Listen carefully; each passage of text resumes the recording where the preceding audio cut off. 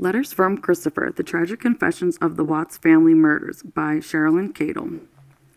Okay, y'all, we're on chapter 17. We're more than halfway through the book.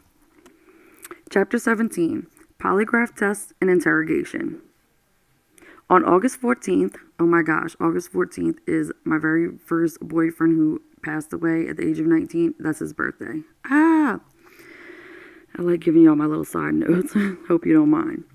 On August 14, 2018, at around 5:45 a.m., the police called Christopher to see if he had heard anything from Shanann or the girls. He told them no, he had not heard anything at 7 a.m. The police decided it was time to call in some extra help.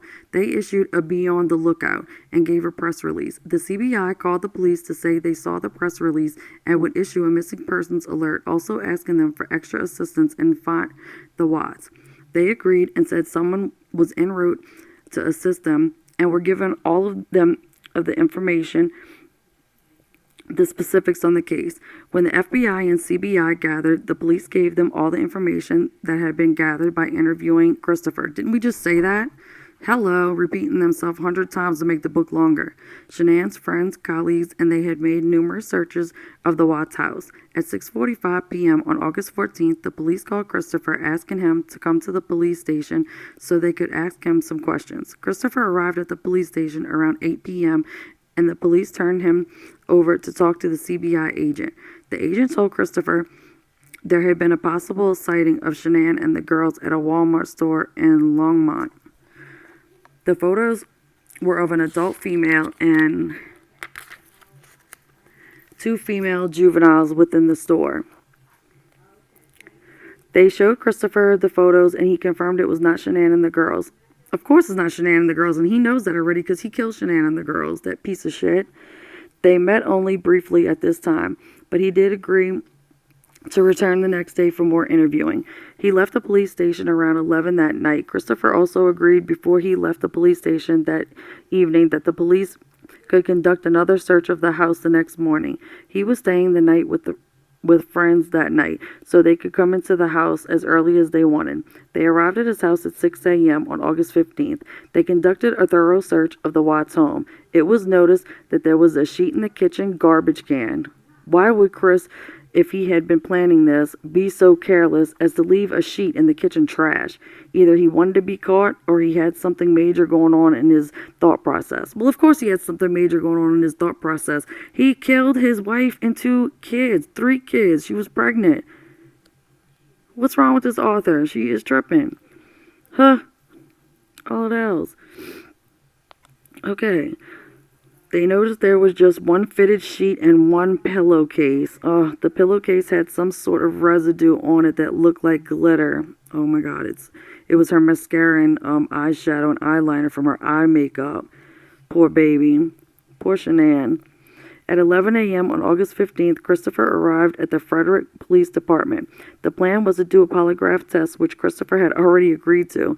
The door to the interview room automatically locked from the inside, but there was a key inserted into the lock that could be turned to open the door. They explained to Chris the door was shut for privacy, but he was not under arrest and could leave at any time. He said he understood. The agent was not wearing a gun badge or handcuffs, magazines, or any other police uniform during the polygraph and interview. The CBI's polygraph procedures were explained to Christopher.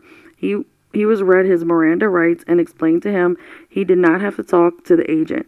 He signed the advisement of rights, stated he understood his rights, and wished to continue with the interview and polygraph.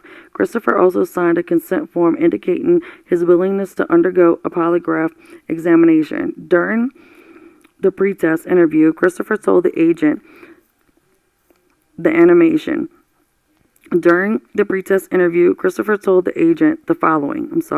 At 4 p.m., the polygraph test was over, and Christopher was advised that he had flunked the test. He still denied having any knowledge as to what happened with Shanann and the girls. The FBI agent told him he needed to be truthful with them. The only thing Christopher would admit to was having an affair with Nicole.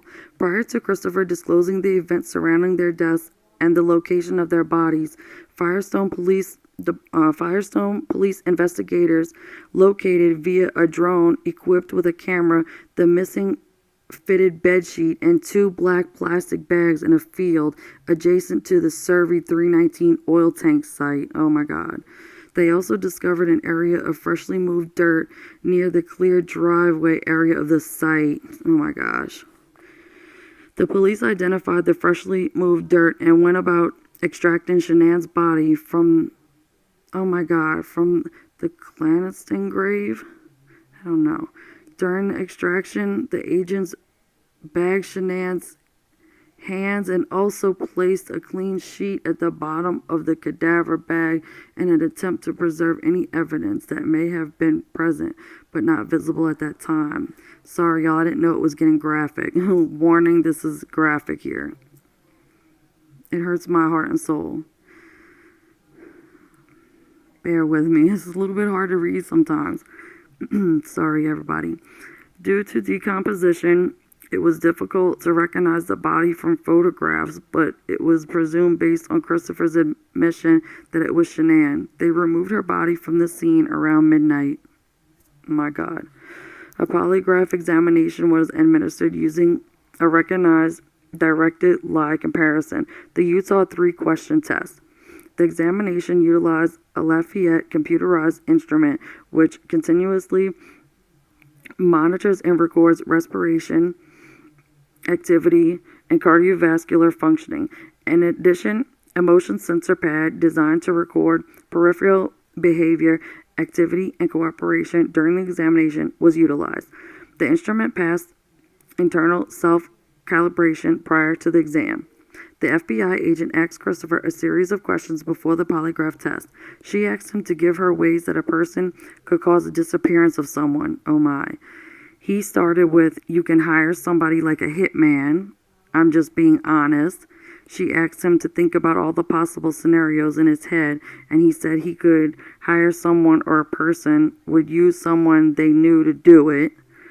At that point, Christopher giggled and told her it was a hard question to answer because he had nothing to do with the disappearance. He said he didn't like to think about it. Yeah, right.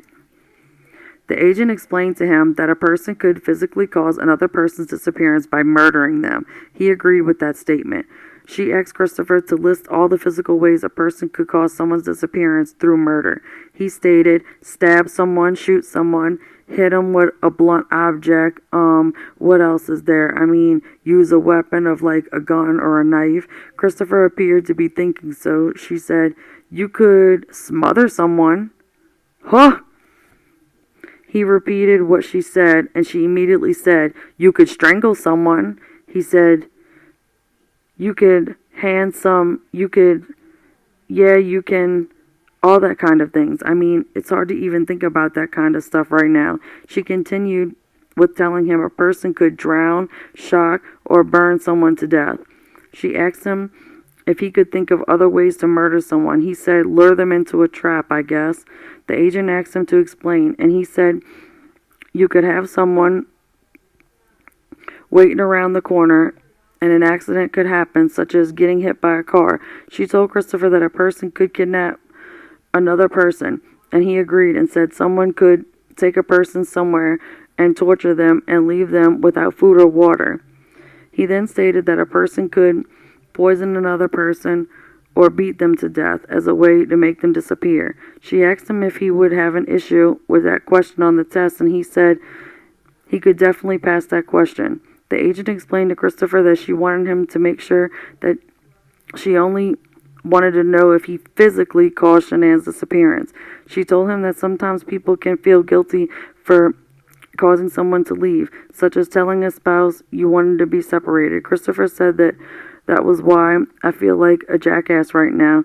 She reiterated to him that the test was only to ask if he physically caused her disappearance by murder, kidnapping, etc., not just caused her to leave because she was upset over their conversation Monday morning in bed. She explained to him that she was only going to ask him about Shanann on the test. She told him that it wasn't hard to assume that Shanann and the girls were just likely somewhere together. He asked, that's gonna loop the kids with it, though, right?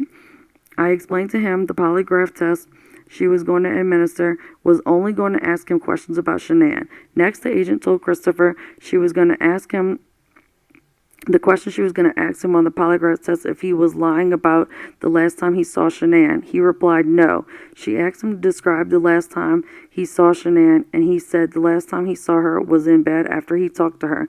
Christopher and Shanann was lying in bed and had just told him she was going to take the girls to a friend's house and she will be back later. He said Shanann didn't take her makeup off before she went to bed that morning. He said the last time he saw his children was on the baby monitor as it was cycling back and forth. She told him she had talked about the worst case scenario and told him if he murdered Shanann, the image he described would not have been the last time he saw her. Christopher said, I know, I agree with that. She told him if he murdered Shanann in the house, she was obviously removed at some point, so her lying in the bed would not have been the last time he saw her. Christopher said he agreed. Lastly, she told Christopher she wanted to ask him on the polygraph if he knew where Shanann was now. He replied by saying, I do not. I told him he was cooperating with the missing persons investigation and the question centered around him actually knowing the location of Shanann, but now telling the police. There was a known acquaintance test to assess Christopher's suitability for testing and to establish baseline physiology. Christopher was able to follow instructions and showed suitable responses. The following relevant questions were defined and reviewed in detail and asked of Christopher over 3 chart repetitions. Did you physically cause Shanann's disappearance? Answer, no. Are you lying about the last time you saw Shanann? Answer, no. So do you know where Shanann is now? Answer, no. I assessed Christopher's psycho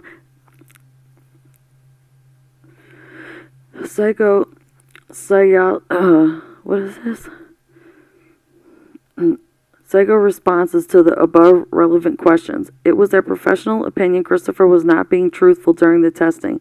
Global analysis of the physiological test data revealed it was of sufficient interpretable quality to complete a standardized numerical analysis of the test results. Analysis of the polygraph test using the empirical scoring system resulted in statistically significant numerical scores that support a conclusion of deception indicated. Plunk, he failed. Flunked. When Christopher was answering the above listed questions, while the agent was out of the room scoring the polygraph charts, Christopher remained in the interview room and watched videos on his cell phone of the girls giggling and playing. He's the devil.